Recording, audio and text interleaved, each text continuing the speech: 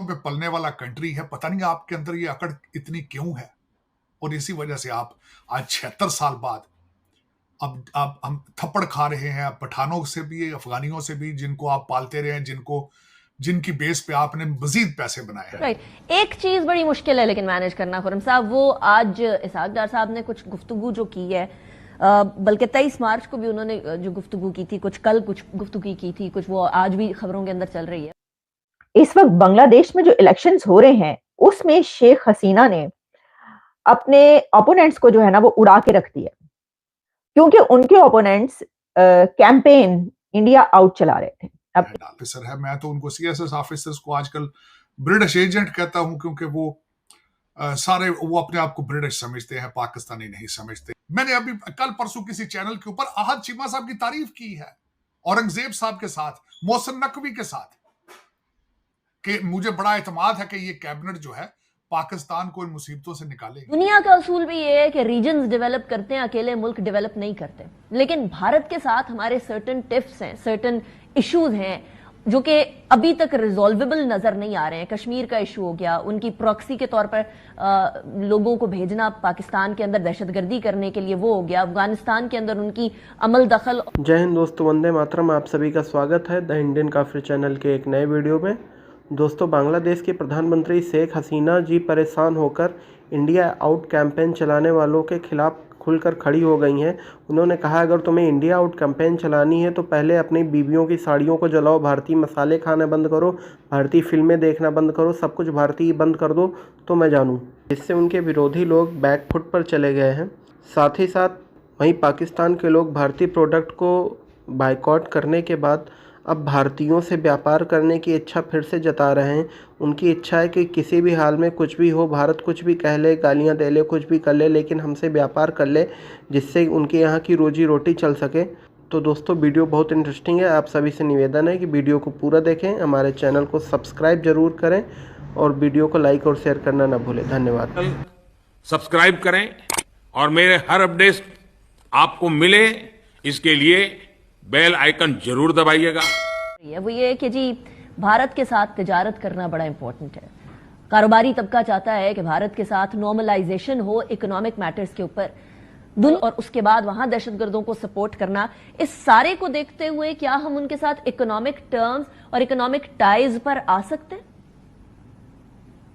जी, इसके तो पहले पाकिस्तान के अंदर सियासी मुशावरत होनी चाहिए और सियासी कंसेंसस आना चाहिए।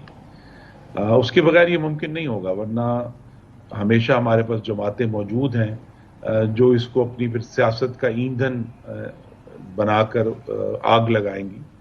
तो इसलिए अगर चाहती है हुकूमत इस पर पेशरफ्त करनी, तो उसके लिए पार्लियामेंट भी है, सब सेनेट भी इंशाल्लाह चंद हफ्तों में आ जाएगी सामने।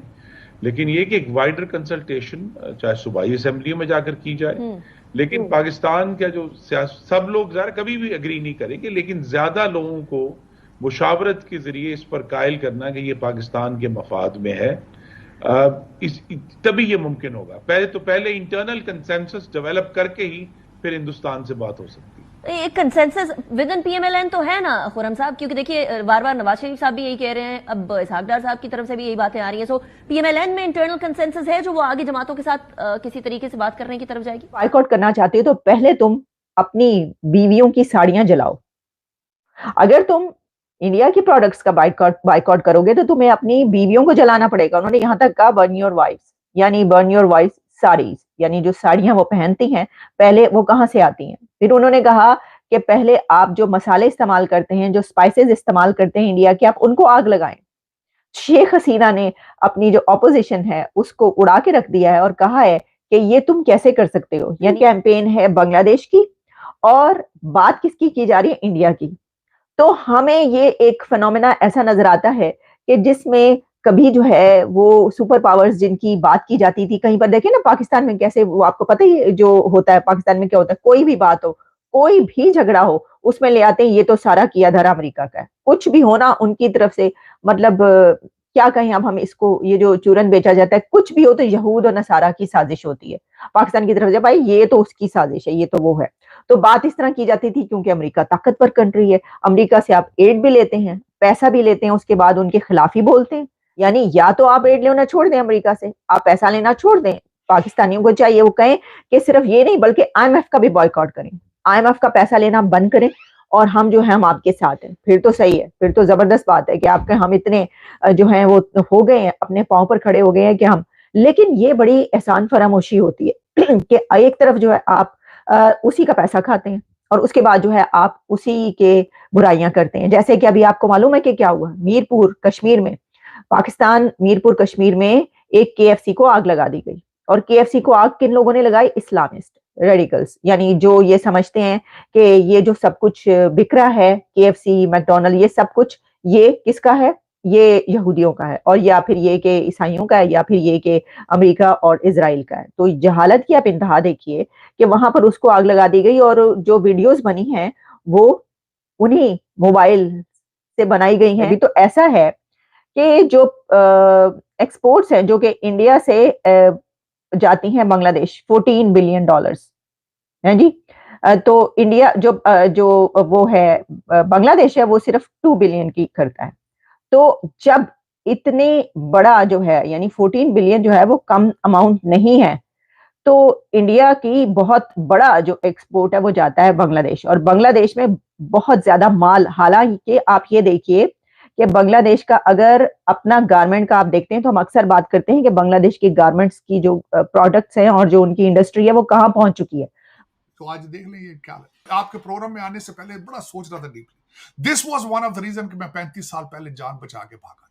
हालांकि मैं फाइनेंशियल क्राइसिस नहीं थे मेरे वाले साहब बड़े कामयाब वकील थे, मेरा भाई वकील था, मैं खुद वकील हूं। वहां रहता तो उस सिस्टम का हिस्सा बन के मैं भी करप्शन में और वही सारा कुछ करता जो कुछ इस वक्त आपकी अदालतों में हो रहा है। लेकिन मैं भागा हूं वहां से, मैं उस सिस्टम से, मैं पॉलिटिकल असाइली हूं अमेरिका के अंदर। उस सिस्टम ने मुझे रिजेक्ट करके निकाला है। मैं अभी जख्मी था, सिविलियन अवार्ड के ऊपर मैं बात करनी थी, आज मैं नहीं कर रहा हूं कि वहां भी सिफारिशें चलती हैं सिविलियन अवार्ड देने के लिए। ये कैसी कौम 50-100 साल गवर्न कर सकते हैं?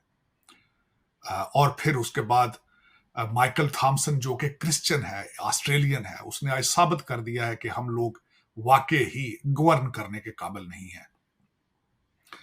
क्या ही अच्छा होता आज चीमा साहब बिलीव कर लेते हैं बच्चे। क्या ख्याल है एचिसन में आपके पढ़ेंगे तो वो ब्रिटिश एजेंट नहीं बन पाएंगे? दूसरा सारा पाकिस्तान जो 250 मिलियन पाकिस्तानी है, उनके बच्चे कहां पढ़ रहे हैं?